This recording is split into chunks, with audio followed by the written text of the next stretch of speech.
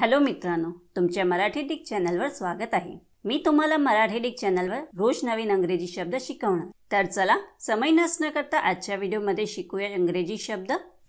Fables. फेबल्सचा मराठीत अर्थ दंतकथा, बोधकथा, छोटी नीती कथा, आख्यायिका, कल्पित किंवा रचलेली गोष्ट होत आहे। फेबल्सला आपण वाक्यात प्रयोग करून बघूया। पहिला वाक्य आहे, The best known of Aesop's fables is The Tortoise and the Hare.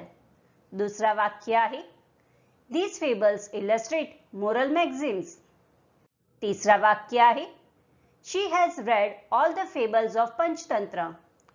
चौथा वाक्य आहे, Fables can be understood on various levels. Friends, व्हिडिओला लाईक, शेअर आणि कमेंट करायला विसरू नका आणि चॅनलला सबस्क्राइब करा। Thank you.